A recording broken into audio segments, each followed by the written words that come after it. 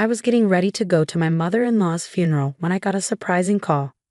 The person on the other end told me not to come and instead go back to my parents' house in the countryside. Confused but following orders, I went back home to the rural Midwest where I grew up. Later, my husband explained that his sister, Jessica, who he hadn't talked to in a long time, had shown up. Jessica's first words after hearing about our mother's death were about the inheritance she'd get. I couldn't believe she was thinking about money at a time like this. I decided to stand up for my mother-in-law's memory and confront Jessica. We argued a lot, and in the end, she ended up in jail. My name is Kristen, and I'm just a regular housewife. My husband, Charles, works at a company, and we're usually pretty happy together. I know a lot of women struggle with their in-laws after getting married, but I've been lucky. I had a great relationship with my mother-in-law, Charlotte. Kristen, what do you think of this cardigan? I needed it thinking it might suit you. For me? Thank you. It's adorable, and your knitting is really impressive. I'm glad you like it. The wind is getting chilly, so be careful not to catch a cold. Absolutely. Hey, if it's all right with you, could you teach me how to knit sometime? That's how it went. Charlotte's smile was always warm and kind. She meant a lot to me. She even helped us out financially sometimes. I loved her like a second mom. But then Kristen, Mom passed away in the hospital. I found out just the other day. Her death shocked me, and I couldn't eat much for a while. It's hard, but I have to accept it. Charlotte had been fighting terminal cancer for years, going through tough treatments. Even when I visited, she always greeted me with a smile, trying not to worry us. I couldn't just cry forever. I decided to remember her with a smile. So I was getting ready for her funeral, which would be at my husband's family home. Then, out of the blue, my phone rang. It was my husband's family calling. He had gone ahead to prepare for the service. Maybe he forgot something. I answered, expecting it to be him. But instead, I heard, Kristen, don't come to the funeral. Go back to your parents' house in the countryside right away. My husband's voice sounded panicked through the phone. Wait, what? You want me to go back to my parents' house? Why are you so worried? Sorry, there's a problem at the venue. I'll explain when we meet. I was confused. What problem? He seemed really flustered, which was unusual. Okay, calm down. I'll go to my parents' house as you said. Take a cab. I'll be there soon. Bye. He hung up abruptly. I had so many questions, but if Charles said to go, there had to be a good reason.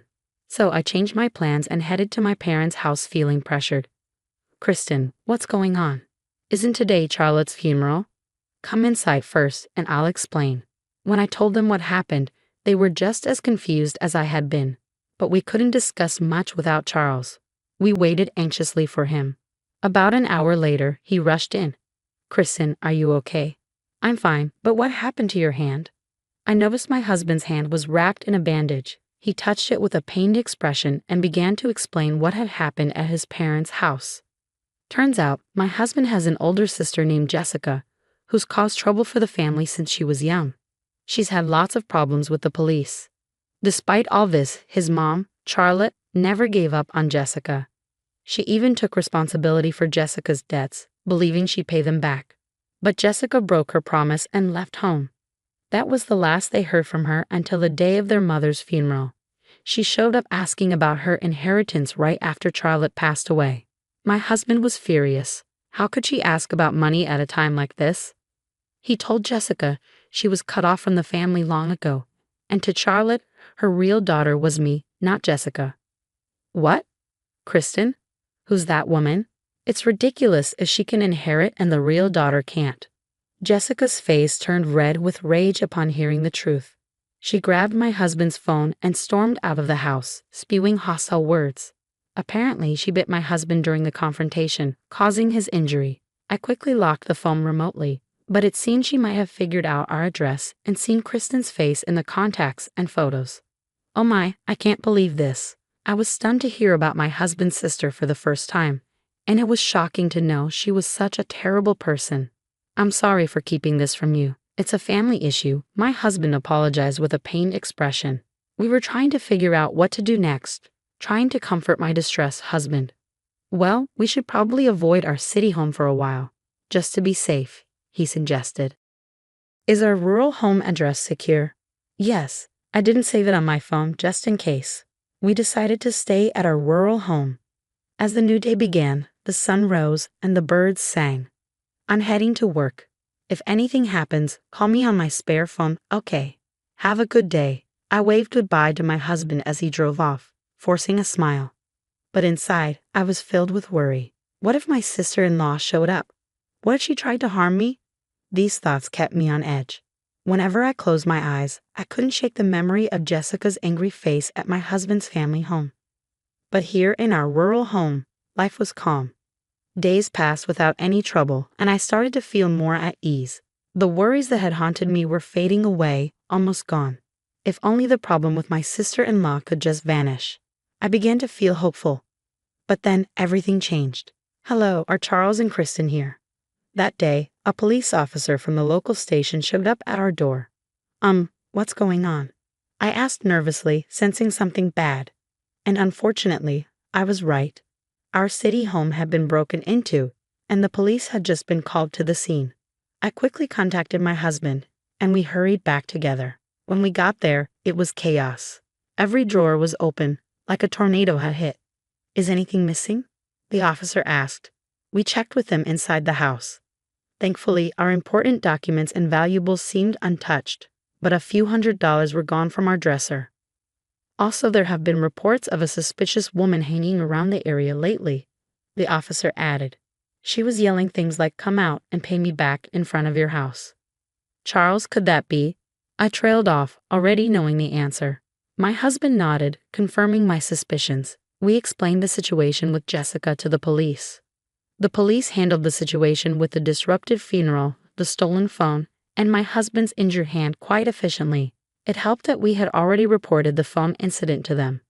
We had to give a detailed statement at the police station and didn't return to our rural home until it started to get dark.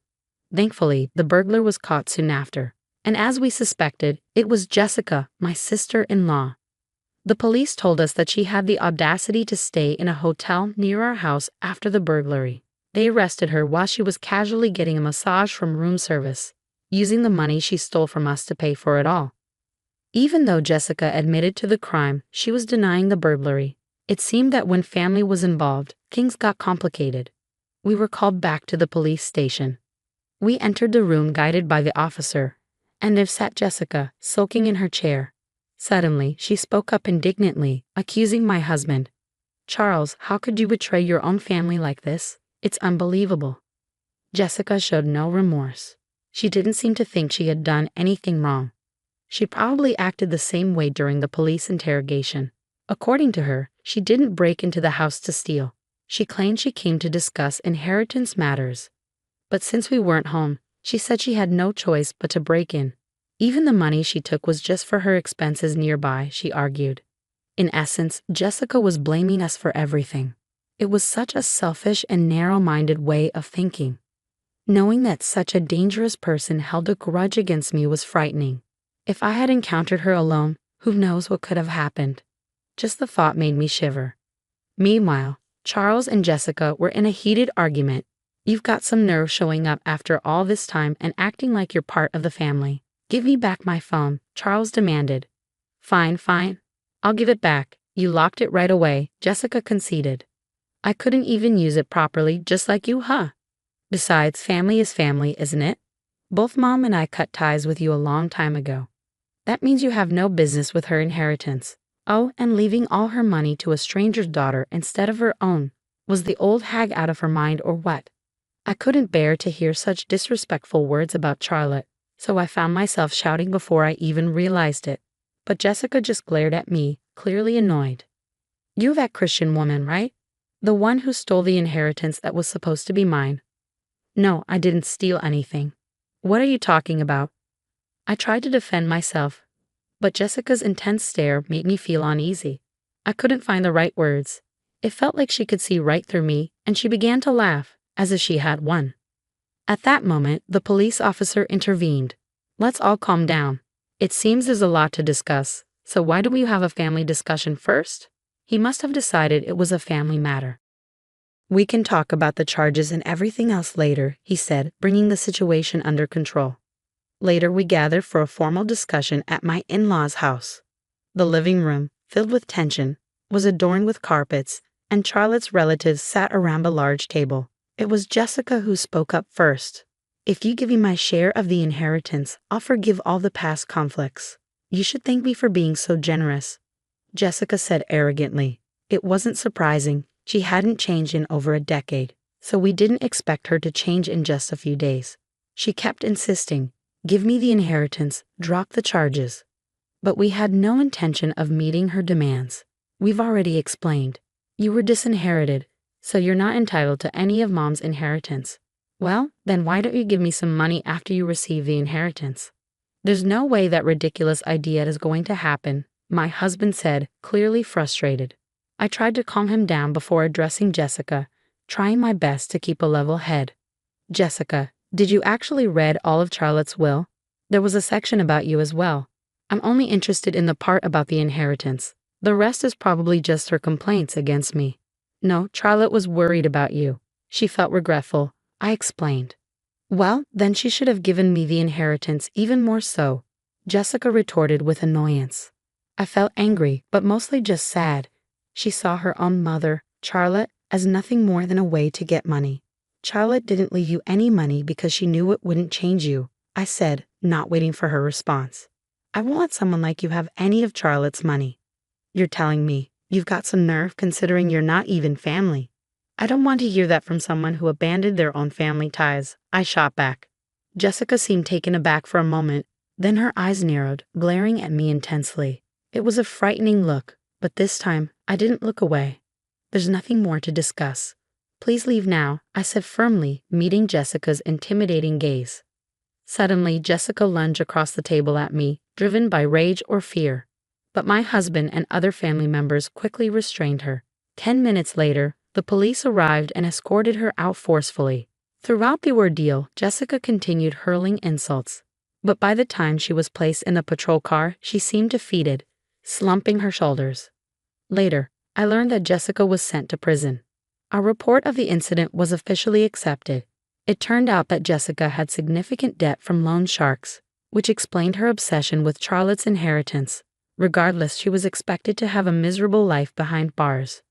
She just doesn't understand unconditional love.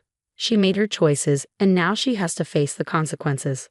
We reflected on the recent events in our home, which was finally back to normal after a long time. As my husband lit incense in front of my mother-in-law's portrait, he remarked, "I was surprised to see you stand up so bravely, Kristen." Well, that's because I read mother-in-law's will again. The truth is, I revisited my mother-in-law's will the day before I spoke with my sister-in-law. I hadn't had the chance to read it thoroughly before. The will was like a heartfelt letter from Charlotte, filled with her deep emotions. Every word touched my heart. Charlotte had always cared deeply for her family. She held no grudges and only wished for our happiness as a couple. She would have done anything for her real daughter. Holding my cardigan close, tears welled up as I thought about my mother-in-law. Seeing me upset, my husband tried to cheer me up. "Kristen, can you teach me how to knit too?" "Of course, I'll teach you the knitting technique Charlotte used," I said, wiping away my tears with a smile. "We'll cherish her memory and use her inheritance well." From that moment on, I promised myself to live a happy life, honoring Charlotte's memory.